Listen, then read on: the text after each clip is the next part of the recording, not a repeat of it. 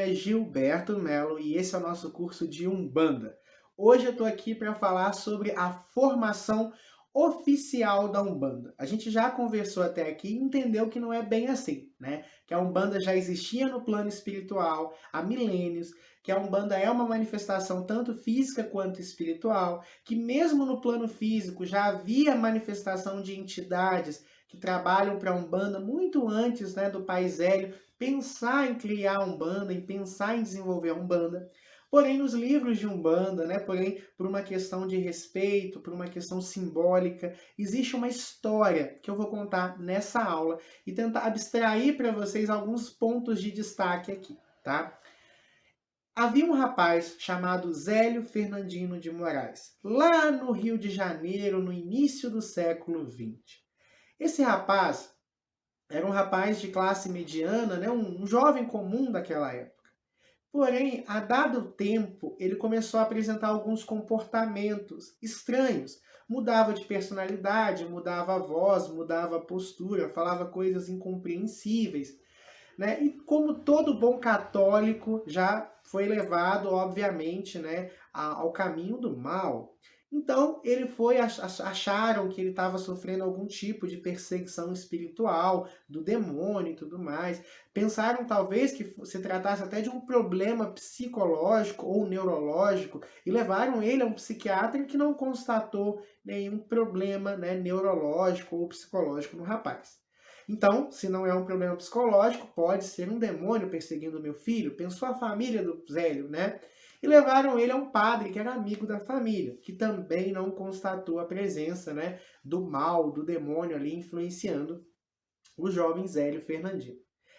Então, aquilo foi, o tempo foi passando, ele continuou apresentando essas questões.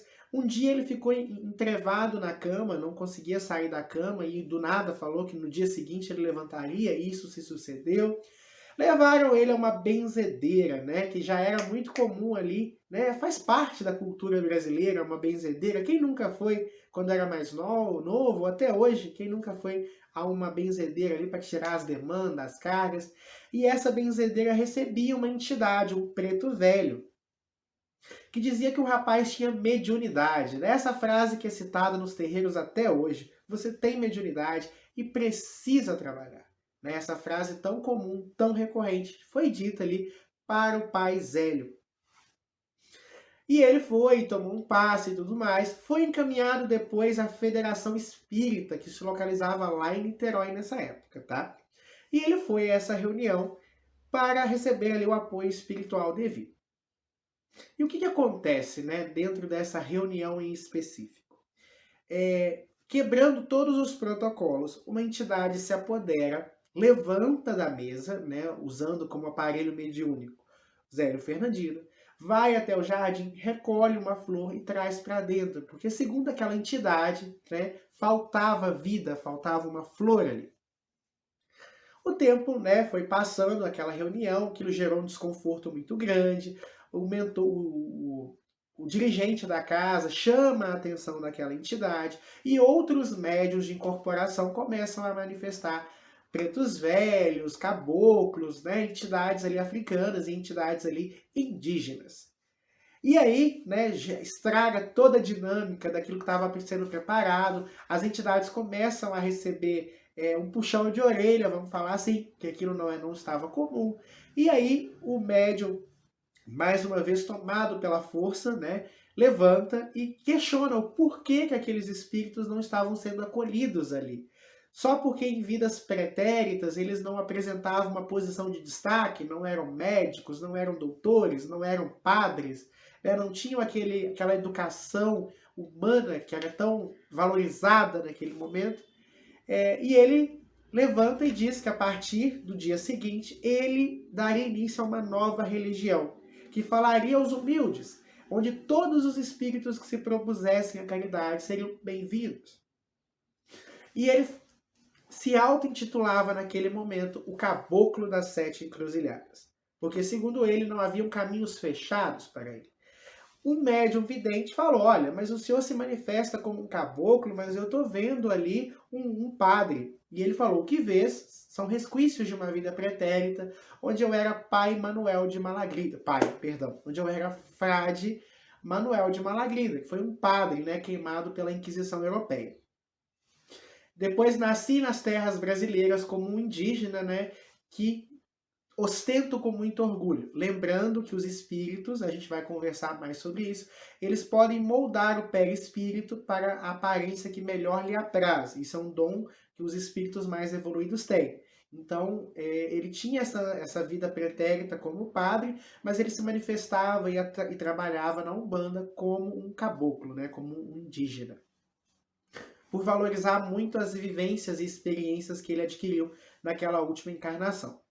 No outro dia, né, todo mundo ansioso para ver se de fato ele instituiria aquela religião, e de fato aconteceu. Às 7 horas ele deu início ali às suas primeiras reuniões. Respondeu perguntas em outros idiomas, né, para provar, fez curas milagrosas, como acontece assim por uma questão.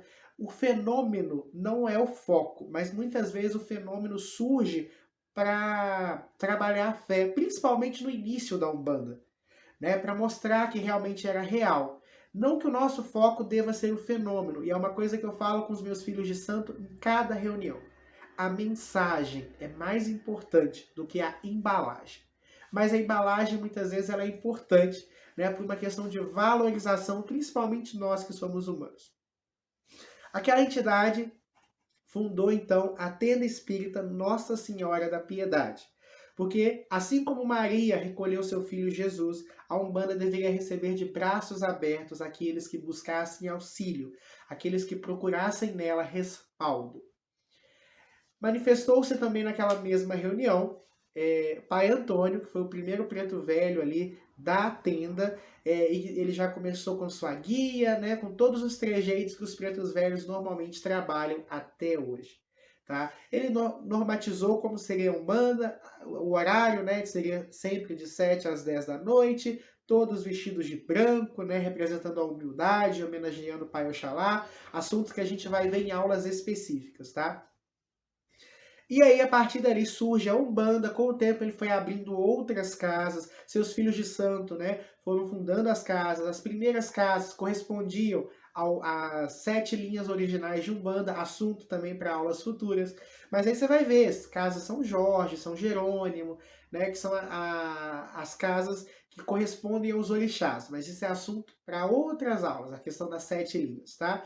E aí a Umbanda foi se instituindo ali, foi crescendo, foi se moldando. Essa é a constituição formal, essa é a história, tá até na apostila de vocês também.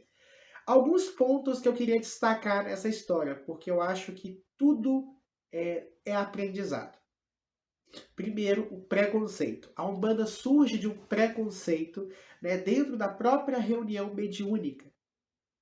Havia esse preconceito, havia essa antipatia, vamos falar assim, aos valores dos pretos velhos. A gente tem aquela noção de achar que o advogado é melhor, a noção de achar que o padre é melhor. Isso não existe.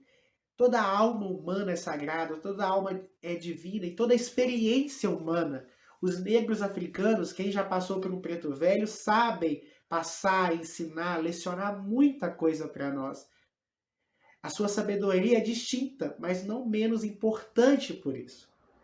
Então, cuidado, gente. Cuidado com o preconceito. Vocês que estão estudando a Umbanda, muito cuidado. Cuidado ao julgar uma mulher. Como é que eu posso amar a pombagira e julgar uma mulher que está ali no bar bebendo, que está sendo independente?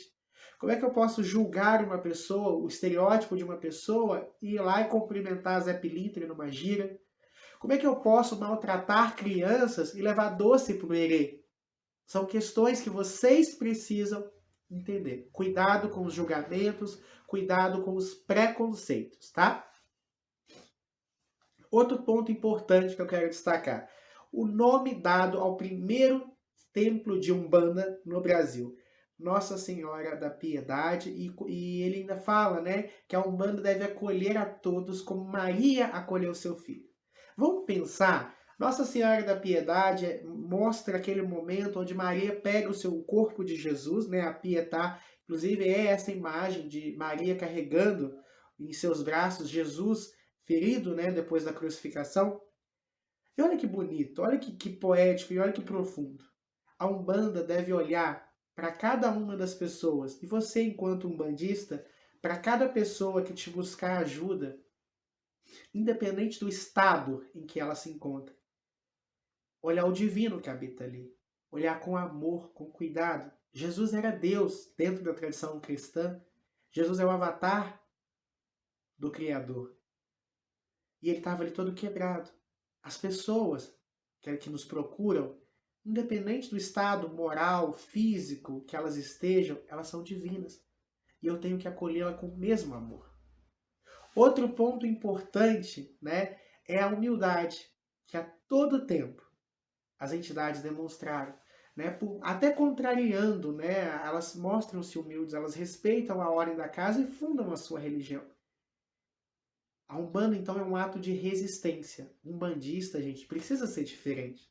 Mas não diferente de melhor, não. O umbandista não é melhor que o evangélico, não é melhor que o católico. Mas a vivência dele, os aprendizados que nos são ofertados a cada gira, por cada entidade, por cada energia que nós trabalhamos, precisam ser postos em prática. Isso nos faz diferente. Então, meditem sobre esse ponto, tá? Pessoal, essa é a história da Umbanda que você encontra na apostila. Você sabe que não é bem assim, mas é importante vocês conhecerem também esse lado, né? Existe muita verdade nessa história, existem lições que a gente pode absorver através dessa história, tá bom? Então, por hoje é só, espero que vocês tenham gostado. Muita luz, muita paz, muito equilíbrio, que Pai Oxalá nos abençoe e eu vejo vocês na próxima aula. Tchau, tchau!